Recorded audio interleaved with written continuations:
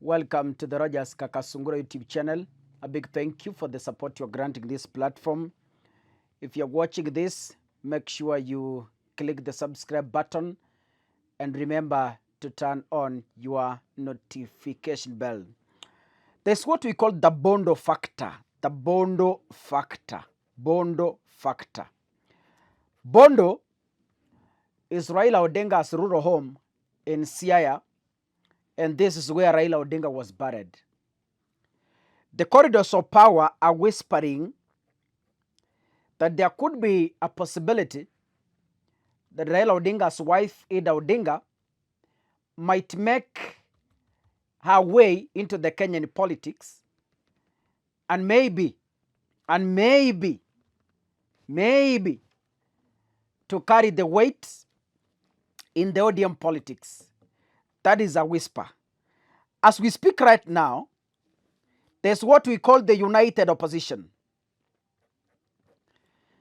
When we say the united opposition, it is being under Rigathi Gachagua, the former deputy president. Gachagua didn't attend all Raila Odinga's burial functions. When Raila was brought from India, Mumbai, to Kasarani, Gachagua didn't show up. When there was a service in Nyayo, Gachagua didn't show up. When there was a viewing of Raila's body in Parliament, Gachagua didn't show up. When there was Raila Odinga's burial, hapa nyumbani kwao, Rigathi didn't attend.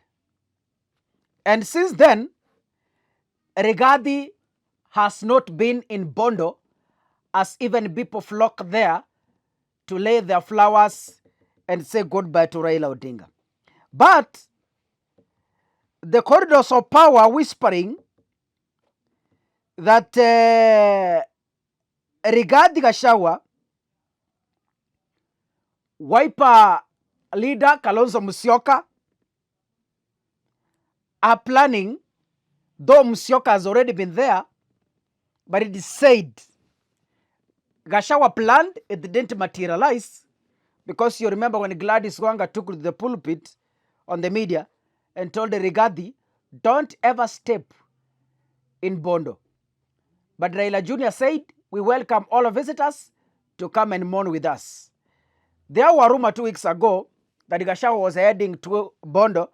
It didn't come to pass. Last week there was rumor. But there's a verified rumor. There's a verified report that yes, Raila Odinga, Kalonzo Musyoka, and Rigathi Gachagua are jointly planning to visit Raila Odinga's Opoda home in Bondo, which is being seen as a high symbolic move by Rigathi Gachagua. And there's an ongoing discussions. Najua Waswahili wanasema lisemwalo lipo na kama halipo lipo njiani laja. Watu wanasema if Ida Odinga deputizes William Ruto today ahead of 2027 from the ODM, Ida Odinga is likely to bag the Luo Nyanza votes. Anyway, I don't know. That's a discussion for another day. There is an ongoing discussion about the nature of ODM's relationship with the Kenya Kwanza government. And I will do an extensive analysis in another video. You've seen Gladys Wanga positioning herself as the potential inheritor. You have seen the Kisii governor, Simbarati, also positioning himself as the possible inheritor. And people from afar are also pushing Mama Ida to the political arena. But how significant is Gachagua's visit to Bondo is to the political space in 2027? Remember, during Gachagua's impeachment, it was said that Raila Odinga was pushing the impeachment because Gachagua was really against the broad-based government. Mnakumbuka Gachagua kitusi Raila sana, akisema huyo mzee tunapeleka Bondo, huyo mzee nimeweka mitego kila mahali State House, hakuna mahali atapita. So it's said, or it's perceived politically, that Gachagua and Raila Odinga didn't amend their political relationship when Raila Odinga was alive.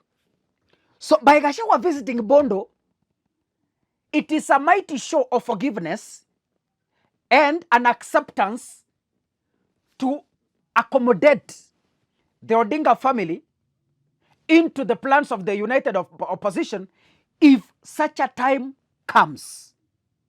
Right? And currently,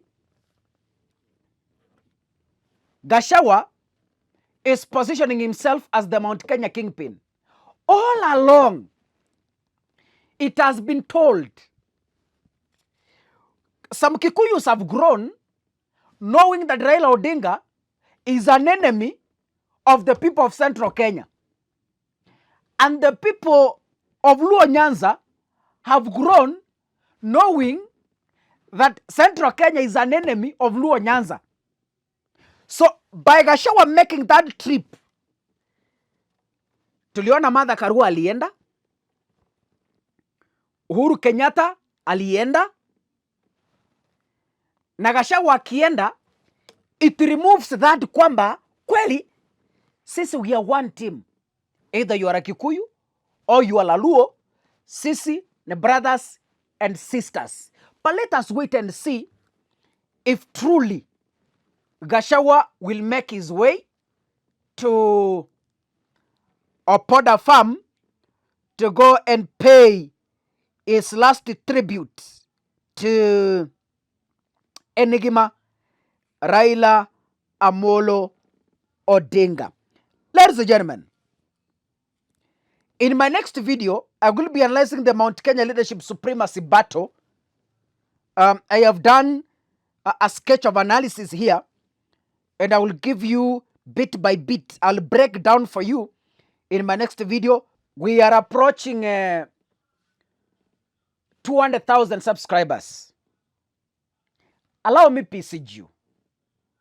You know, when I'm here, I am informing you. I'm here because you are. And you are there because I'm here. So how do we work together so that you uplift me and I also uplift you in terms of information? As I sit here to feed you information, you also pay back. And paying back, number one, is making sure you subscribe. That is number one. Number two, you make sure that you continue watching my contents. Number three, you make sure that you are sharing my links. And kama kuna video na kufurahia, make sure you share that video in groups. If you do that, you will also support me grow. I hope the 4,000 wenye wamebaki tutamaliza by the end of today or the end of tomorrow. God bless you. See you in the next episode. Asanteni sana.